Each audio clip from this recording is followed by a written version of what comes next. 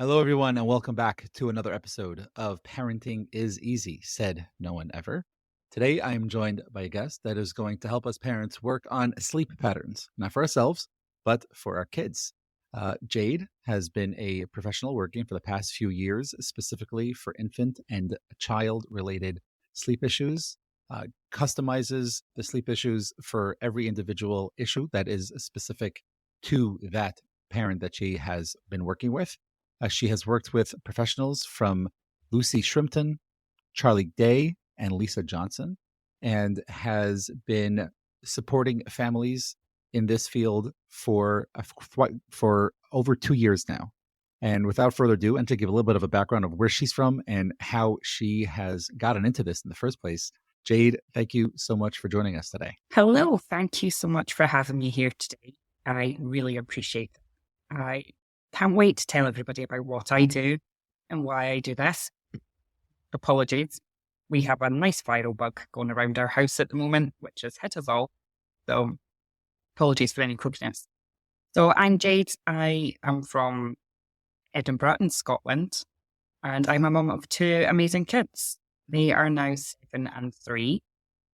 And our sleep journey hasn't always been the easiest, I would say. So with my eldest, he's an amazing kid. Very, very tuned into his surroundings. His timings were extremely sensitive.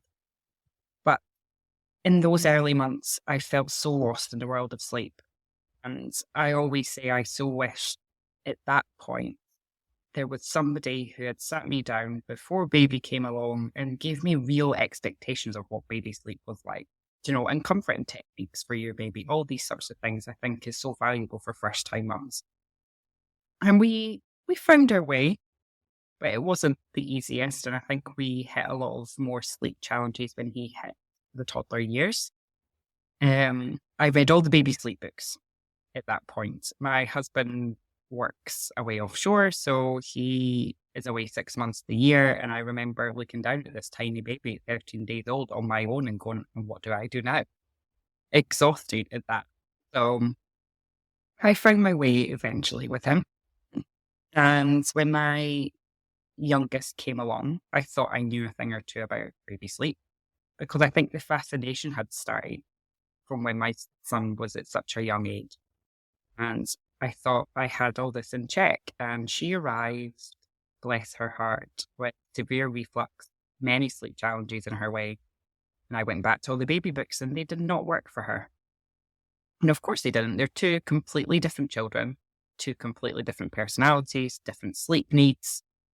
And I could not figure out how I could help her with her sleep, especially with the reflux. And it was at that point my husband said, I think we should see if there's a professional who can help us with this. And that's when I decided I would do one better and become the professional. And I put myself through extensive study and qualifications and exams.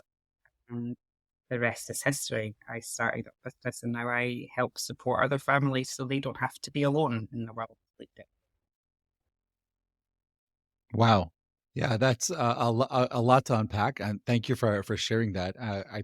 One of the first things that I was thinking about as you were talking is the fact that parents need to realize that at a certain point Yeah. they're not alone, and that it's okay to ask for assistance. Can you talk a little bit about that, of what that process was like for you and your husband, and when it was something that was brought up by him, how the two of you came together, and the importance of parents coming together when it is a two-family household, of being able to be on the same page and then seeking and finding the right help? What does that process look like? And what is that point that parents should be taking note Oh, of? absolutely. And I think as parents, now we're not expected to know it all. We don't get a guidebook on parenthood, right?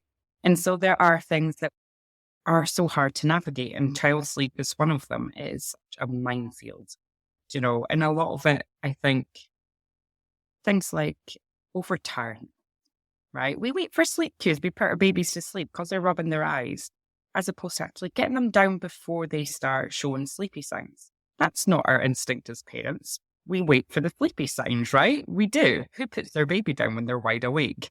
No one does. But actually, do you know what? A lot of these things are so counterintuitive. And so we're not expected to know it all. I think for us, more so because she was our second. And we thought we knew some things about sleep and actually got proved very, very, very wrong. And many families who come to me are at rock bottom. I think as parents, we try and keep carrying on and carrying on, and we carry on until we get to that really broken level of I cannot do this anymore. And again, I think there's a lot to play in social media nowadays of, perfect sleeping babies or perfect families, and it just isn't like that.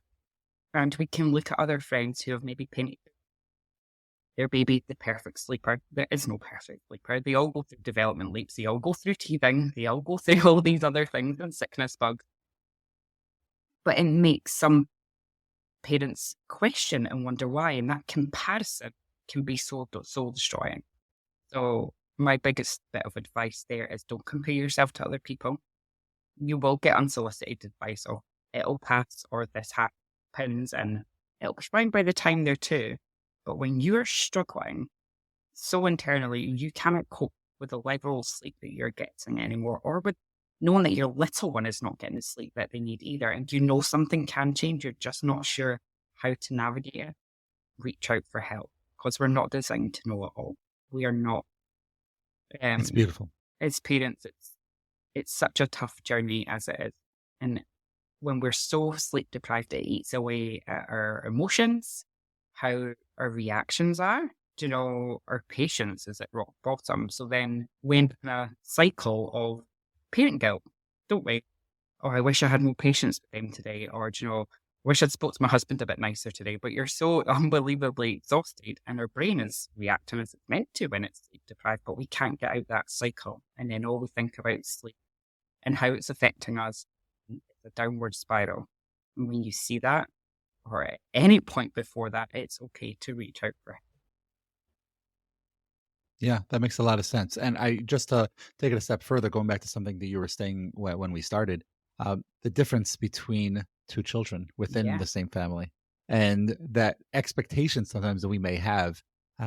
Something at least that I've heard both in my office and amongst family, and even in my own family, of the for oldest child sometimes being a breeze and just being that quote unquote perfect child of sleeping those 12 straight hours and eating properly without making a mess and not being fussy. And when it comes time to the second child, we all of a sudden we're like thrown into this like culture shock of actually being a parent, that we have to Yeah. do things a lot more than we would beforehand. So I'm curious if you could talk a minute about the differences in sleep patterns within the family, and what parents can look out for that would show that there is a difference, and okay, this is something that needs assistance, whether it's with a professional, whether it's finding some book or some a video that can be of help.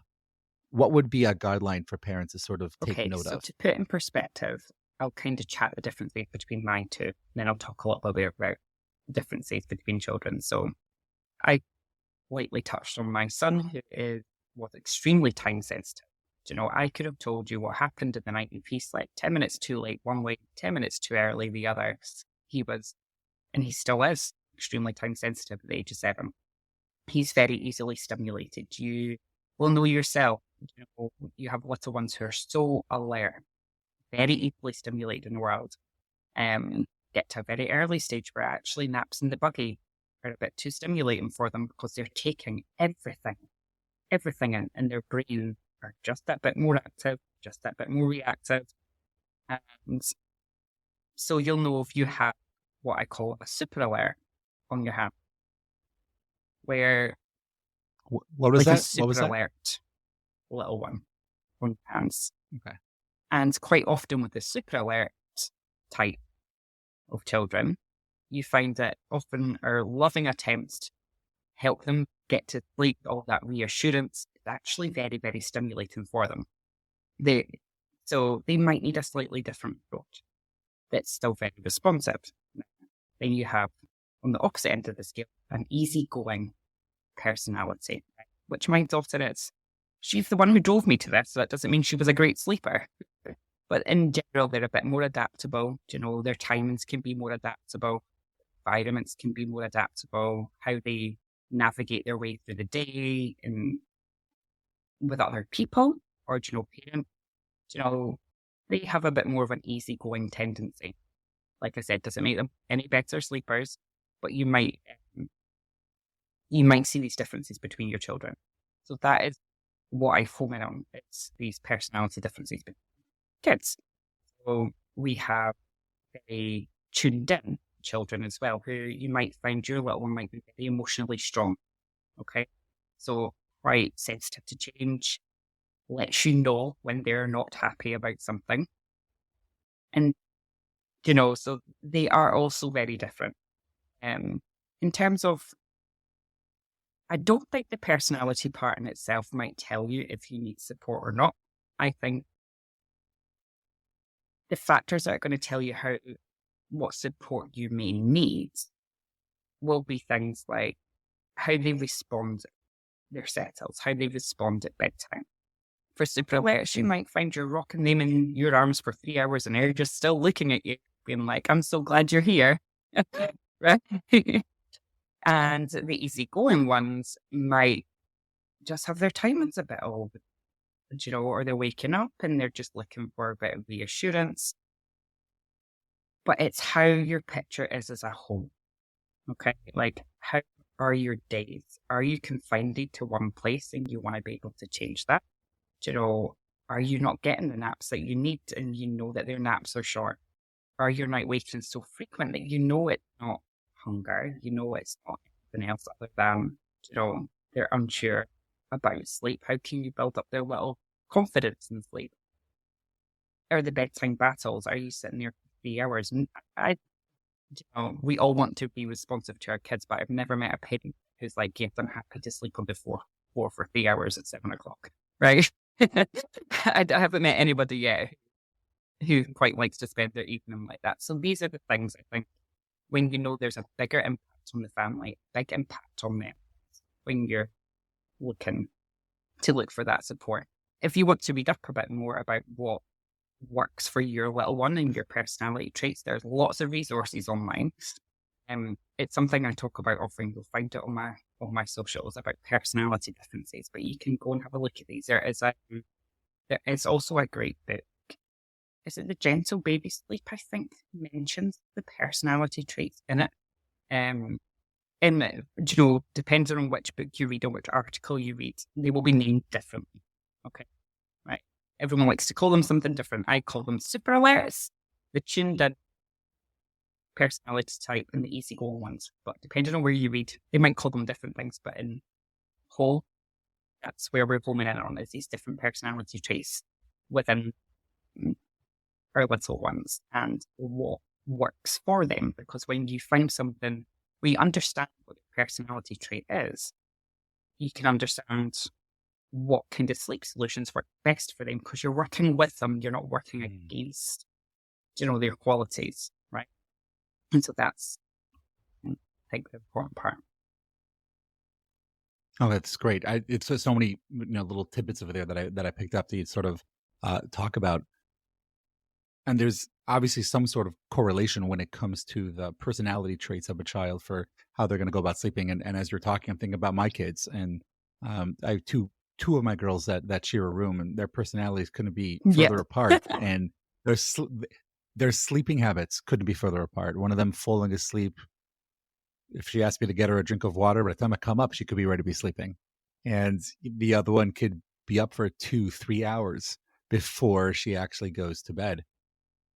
I'm curious if there's a guideline regarding a child being in bed for a certain amount of time where they're not falling asleep. And obviously I'm talking about, like, it's an older child where they already have more autonomy. They're already able to get in and out of bed on their own. They're in a bed as opposed to a crib.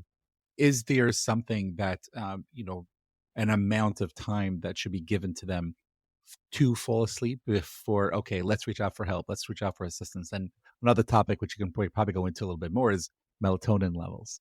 And what are the amounts of melatonin given to a child that is having sleep issues? Okay. I'll touch on the melatonin bit first so I don't forget it.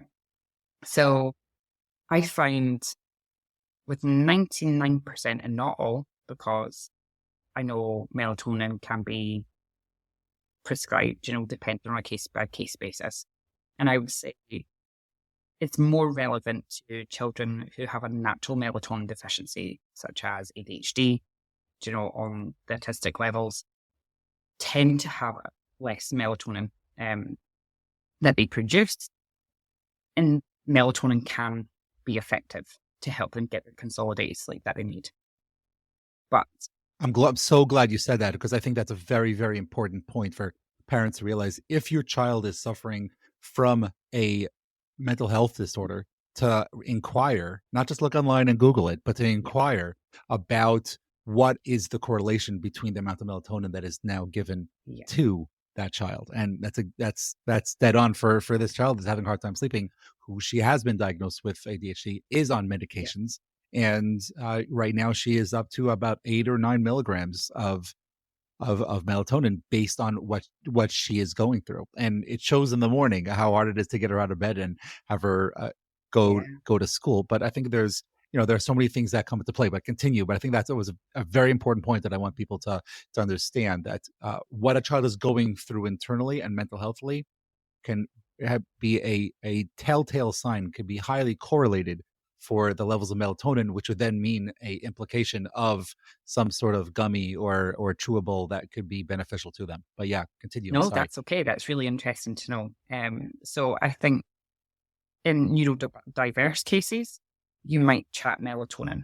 For neurotypical children, I would say 99% do not need melatonin given to them in any dose. And quite often it is more in behaviors that we change. And I find that 99% of cases, that is the majority of sleep issues, unless, like I said, neurodiverse, actually low melatonin. Otherwise, I'd be 99.999% sure they do not need any melatonin. It is very much about their environments, the behaviors around sleep, and fixing those things will help your child for sleep. So, and I'm a strong believer in it. So, for toddlers especially, I know you mentioned, once they start to get out of bed, and yes, they're boundary pushing, they're going through normal developmental stages of how far can I push that boundary, right? And they are all very tuned into uh, the routine of that. If they find a loophole that they know is going to get them out of bed, they're going to find it, right? And that's the normal toddler behavior. So consistency, it's absolutely key. I think, especially toddler years and above, to be able to, because what they do as toddlers, yeah, they push the boundaries. It's almost like they're designed to push the boundaries, right? But they push the boundaries because it's okay. They won't be happy to get that one more story, or that one more toilet trip, or whatever they've asked for to push the boundary. Yeah, they'll be happy to get it. The reason why toddlers push boundaries is so that they can see us being true to our word. So when we've got the consistency, the boundaries in place, like healthy boundaries in place, it is just one story. Right? And we've all been there, right? Where they go, one more story, one more story, one more story, one more story. And we go, no, no, no, no. And eventually we came and go, okay, fine, just one more story. Right? We've all done, right? And so what the toddler goes through is that, okay, yes, they're happy to get one more story, but the boundary pushing itself has come from that secure attachment where they want to actually see if we are true to our word. So when we actually hold the boundary in place, it promotes that secure attachment. Okay. And when we're inconsistent with the boundary, yes, they're going to find the loopholes, and they're going to know exactly what they can do to procrastinate at bedtime. Because what toddler wants to sleep? Sleep is boring, right? Sleep is boring. And they're going to find a way to be able to push past that. So those healthy boundaries, and it doesn't have to be harsh boundaries, but healthy boundaries are important to keep that in place so that they can see that secure attachment. We are true to our word. They know that they can trust in everything that we're doing and around that bedtime routine, because they know exactly what happens every time. So behaviors like that can often be all it takes to completely change your little one's sleep.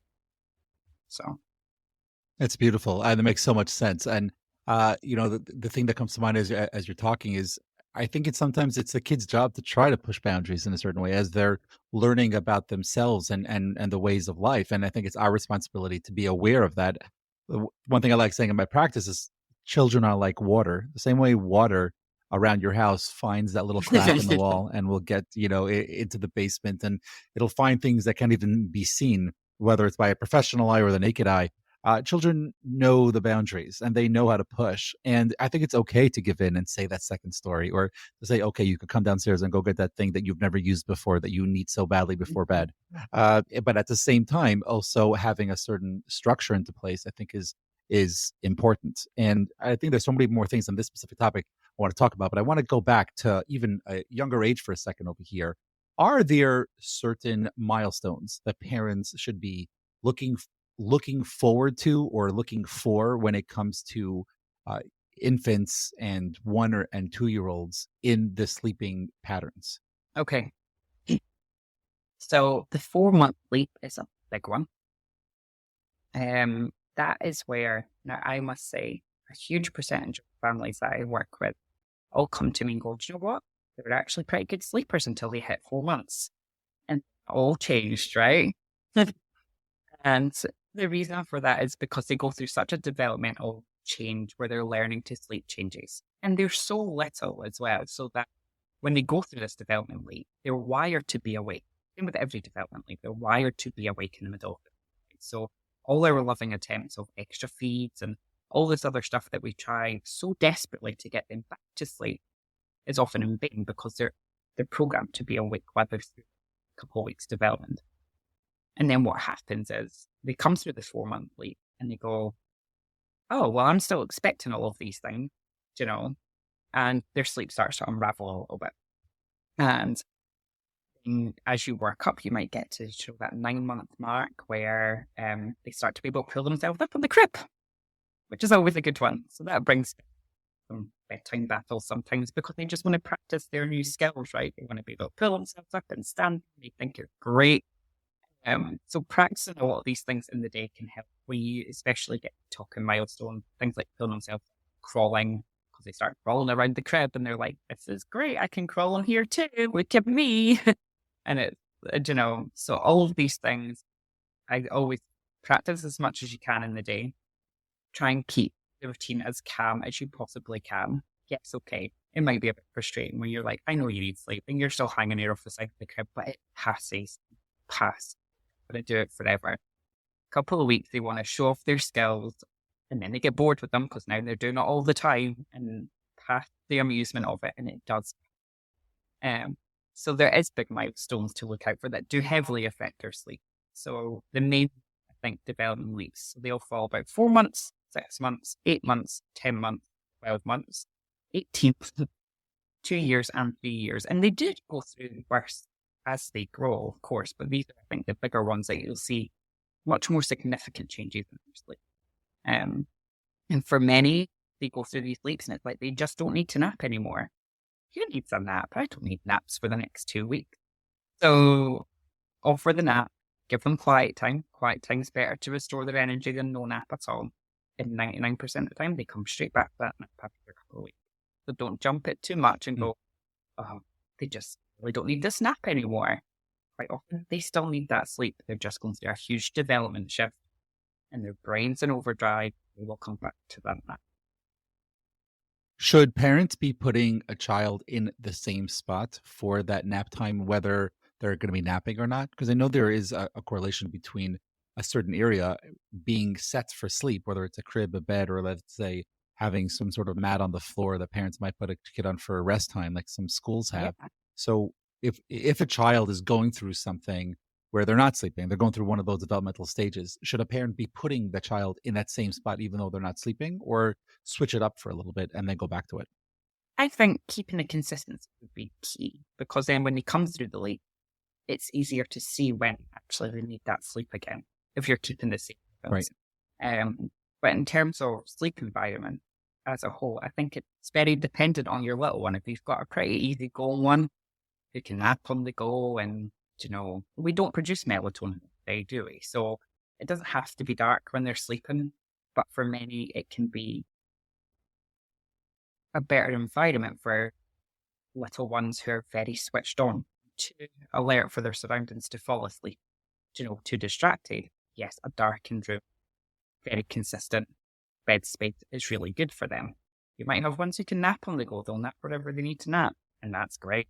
For some, it's so easy for them to fall asleep that way. So I think it depends on the little one and what their adaptability is like. Right. And that can be different within the family dynamics as well. Just, also thinking about, you were talking about creating an AA environment. So can you talk a little bit about creating that environment for the child? And I want to keep the electronics separate for a second, because I think there's so much more that it's involved around sleep environment than the electronics aspect and where that comes in. So keeping that out, what are things that parents should be doing beforehand to sort of set up a sleeping environment for a child? And maybe it depends on different ages, of changing them into pajamas, giving them a bath, brushing their teeth, and sort of setting things up where we do things a certain way leading up to bedtime, and how much time that should take depending on the child and the ages. Okay. So I think for any child, I always recommend 30 to 40 minutes for your bedtime routine in total. You don't want to drag it out too much. Again, for the really easily stimulated children, you might find that just gives far too much wiggle room for other things to come into play. Their mind starts going again. But you find that that's the case for many. In the early days, baths are great, yes, for soothing newborns, and it's nice and it's calm and it's warm. Once you get to the toddler stage, it becomes really fun. It's not a wind down. I wouldn't put in your bedtime routine. Personally, other consultants might tell you different. But, and then not saying don't bath your kids every night, right? For some super alert ones, I see them get bathed in the morning. For others, I would say do the bath time and separate it from your actual wind down routine. You don't need to keep that in with your wind down, okay? What the most important part is in the last half hour before they go into bed is how rhythmic it is. Okay, are they still getting their feet? And then are you putting a story in there? Is that a song? Is that a baby massage? No matter what age and stage they're at, that last half hour, keep it rhythmic so that they know that the last step of that routine is key. And so they know exactly what's happening every time. So I often say, take the bath right out that equation. That's not in your wind down, right? So that wind down half hour, keep your rhythmic steps for it. And once you get to the toddler years, having visuals of those things can be really effective so that they can say, okay, it's time for us to take their toilet trip. We're going to go to the toilet, we're going to brush our teeth, and it's story time. And then we do this, then I go to sleep. And it's just very structured. And that's the most important part in the lead up to your bedtime. I like that. And I think through creating a sequential way of going about putting kids to bed will, in the right time, and we could talk about this for a minute, for a child being able to do it on their own instead of having the parent to do it with them. So at a certain age where parents can say, okay, Rachel, it's time for bed. Yeah. The child knows, okay, so that means, and then there's a routine that is sort of kept. Is there an age where parents should start that process of making it happen? Or is it something that really depends so much on the child and the situation and the birth order and what's happening that day, whether it's a school day or a non-school day? What is there some sort of structure that you can or guidance in that parenting taking a step back when it comes to the nighttime routine? Yeah, definitely. And I do think it will be very child dependent in their confidence levels. I mean, they all have very different executive functioning, right? So you might have a 6-year-old is quite able to go and do their toothbrush, brush their teeth, take themselves to the toilet. It might still be that they want you to take them to bed, but they might be able to handle the routine part on their own, able to shower themselves. So I think it's gauging where they're at in terms of levels. It can be like, it's shower time or it's bath time. Do you want me to stay with you, or are you quite comfortable washing your hair by yourself? Or do you need to remind you of the steps of that, right? And helping them along the way. It doesn't have to be, I don't think, something is quite defined in terms of age. I think your maturity levels are going to be very, very different depending on the child. And it might be even between girls and boys. And I know this sounds, um, I don't want to separate, but maybe not girls and boys, but with longer hair, they're going to have a harder time actually nailing the hair wash, right? And that lead up, as opposed to shorter hair, right? Where it's a bit easier to do. So they might still need a bit more. I think it's it's very, very dependent. You might have some kids who are very confident actually tucking themselves in bed on their own. You might have some who actually just need a little bit more reassurance before bed, and that's okay too.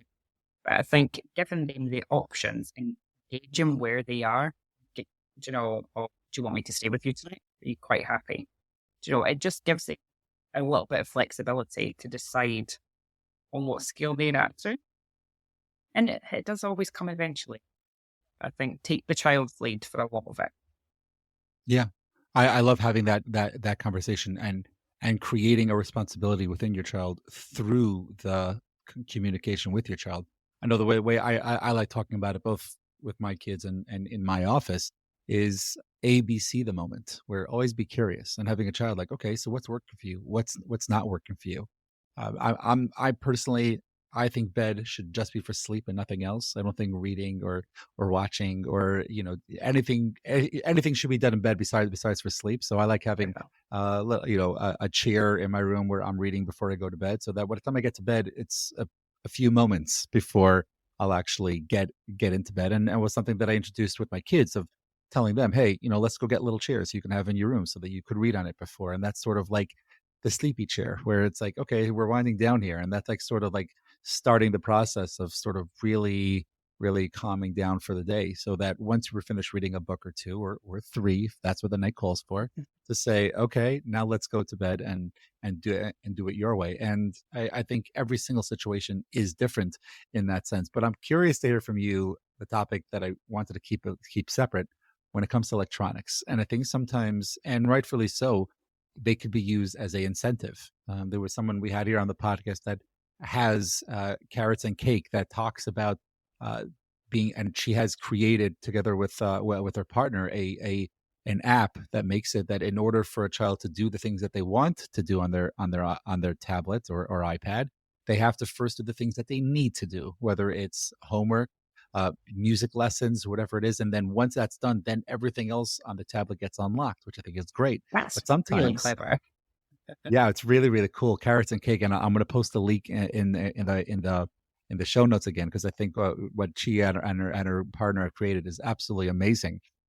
One of the things that I think as well that it could be a benefit is sometimes using things as a incentive to get to bed.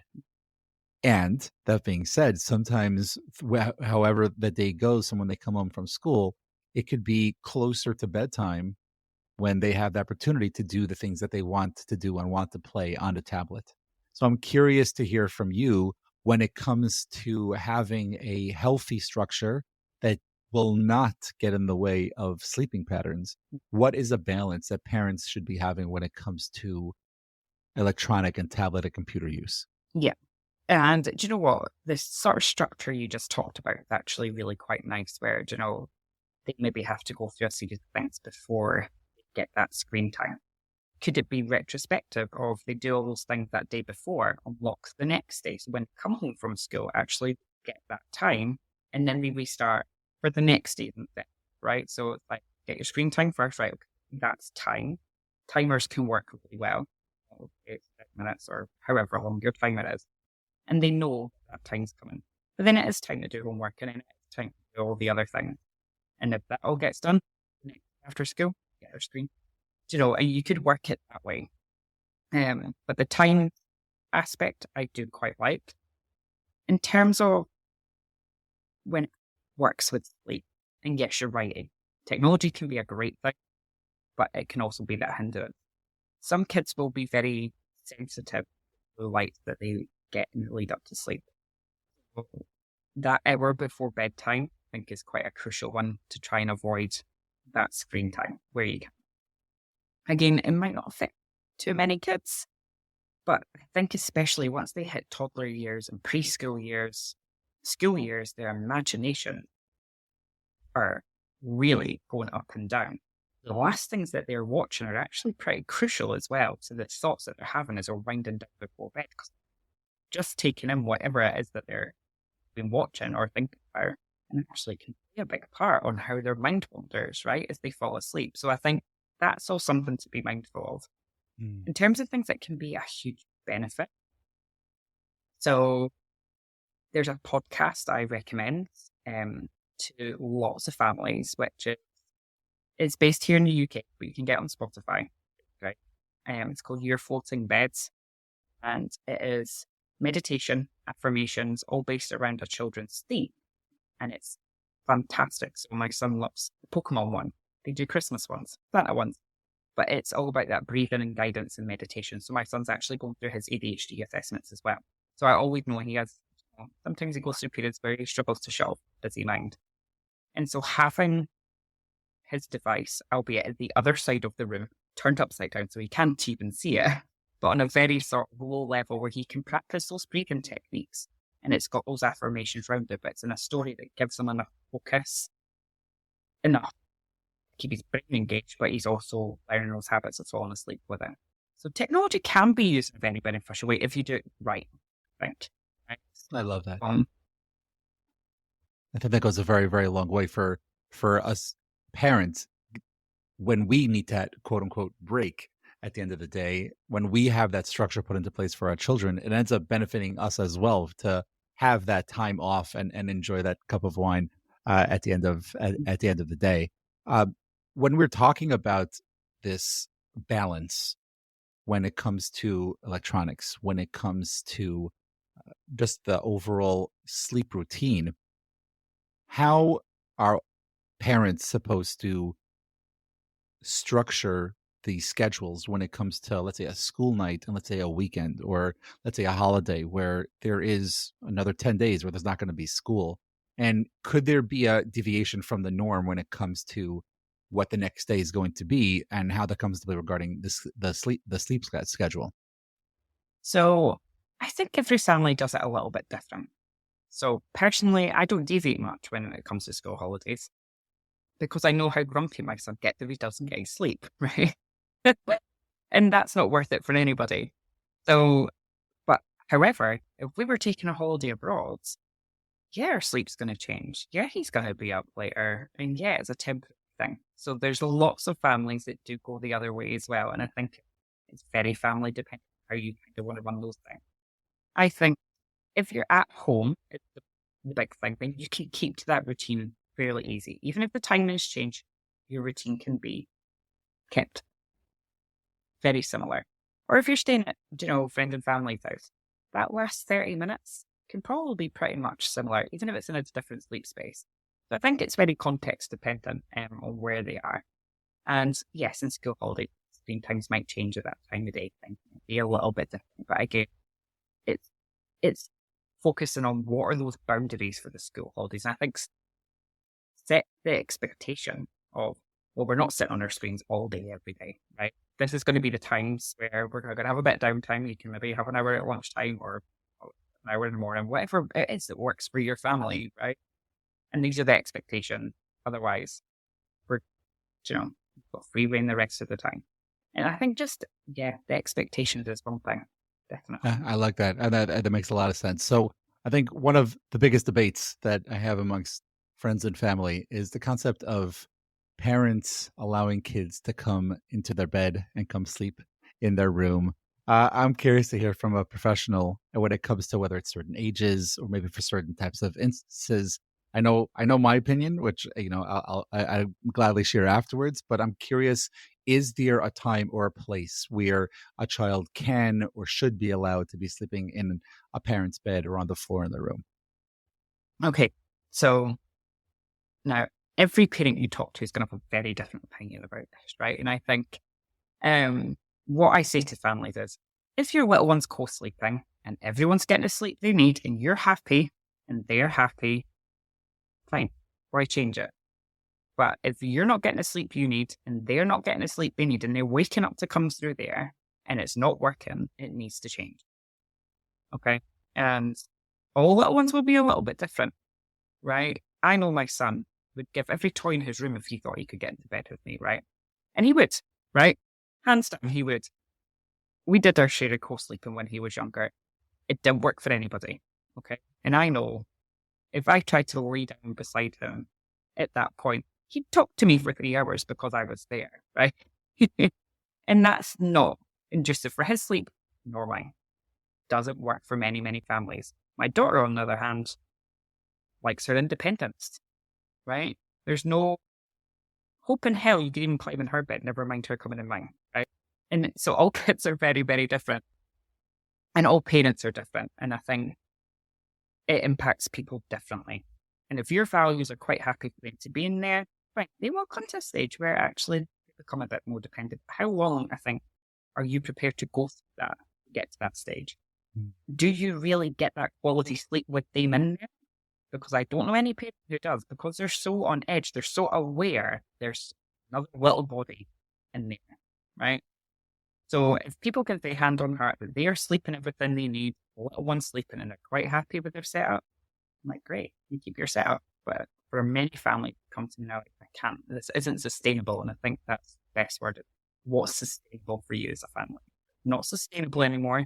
It's time for change. 100%. It's- I like that. I know that's something that even when my wife and I were even dating, I made it very clear, like, there's going to be no kids in my bed. It's just not happening.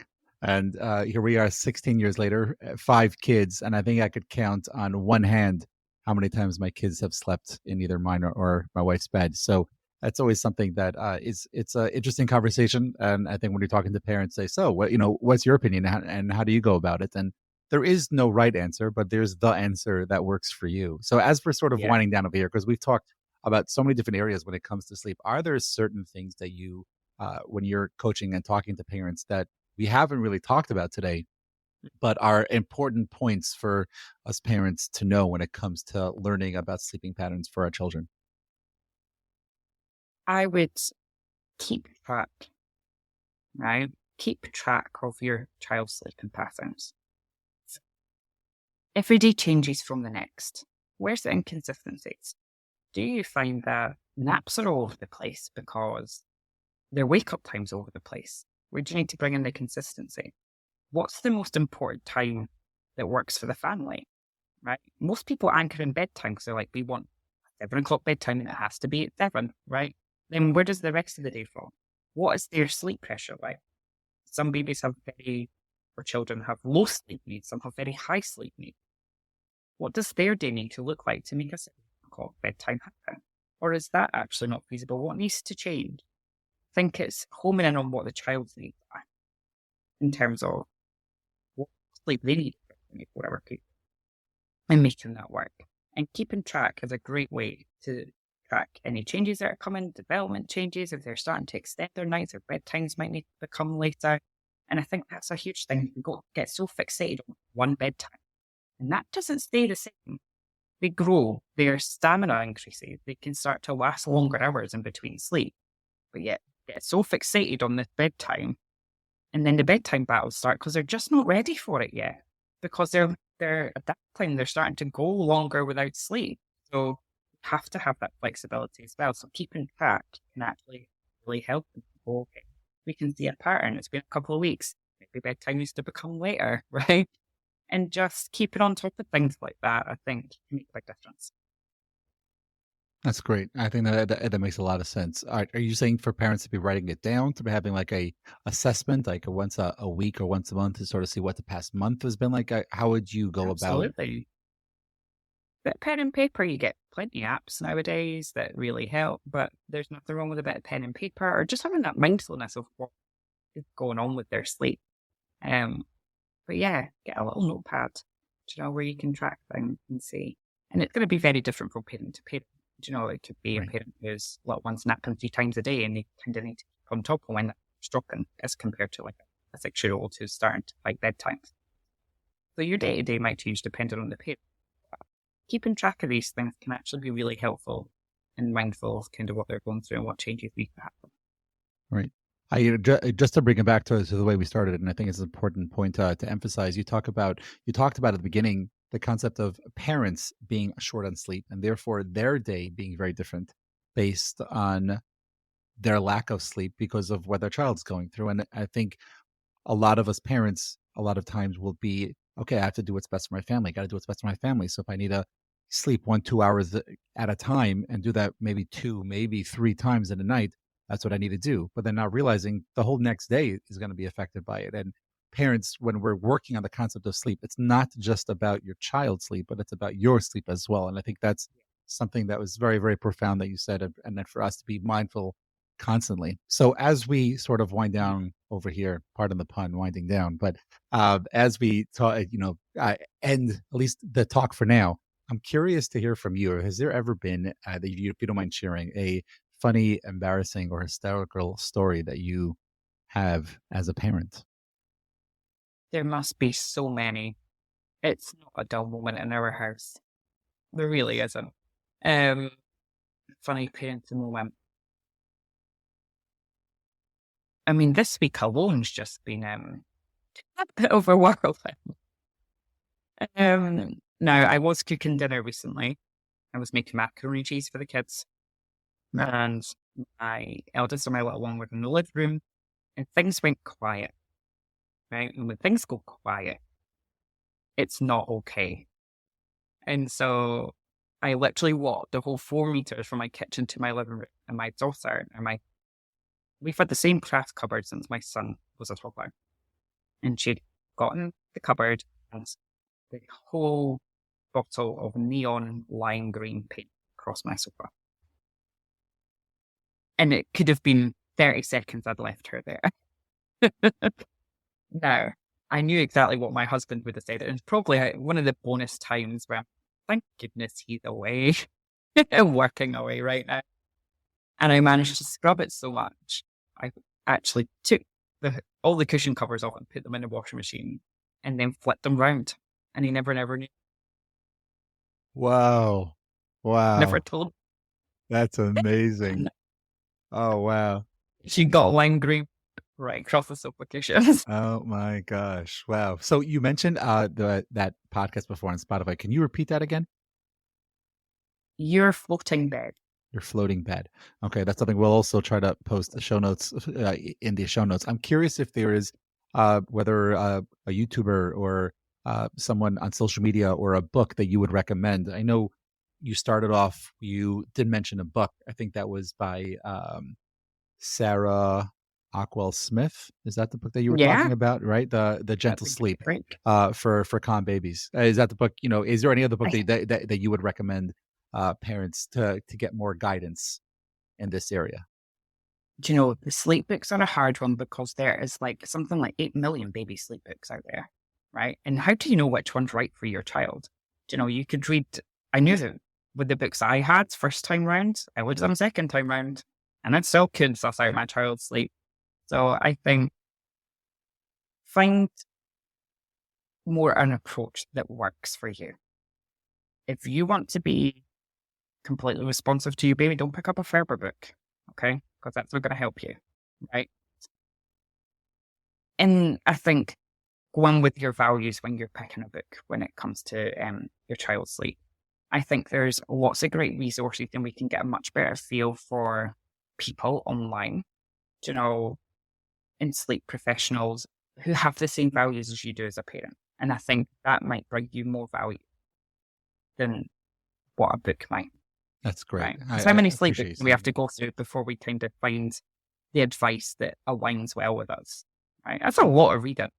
As parents, we don't have time for that to go and read 10 baby books until we find something that aligns with our child or us as parents.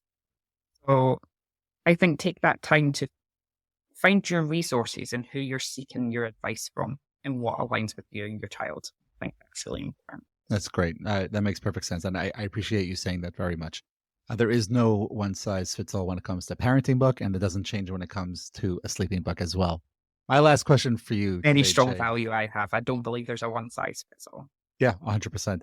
My last question for you, if you can think of a mundane, everyday superpower that you would like to have as a mom, what would that be? That I would like to have as a mom. I don't know how much I finish the day and go, I wish I had more hours in my day. If I could get so much done in like how Flash moves, it frees me up for so much of the rest of the day. Go and focus on what needs to be focused on. Love it. Love it. That makes a lot of sense. Well, Jade, this has been an absolute pleasure. I gained so much from this conversation. Thank you so much for joining us today.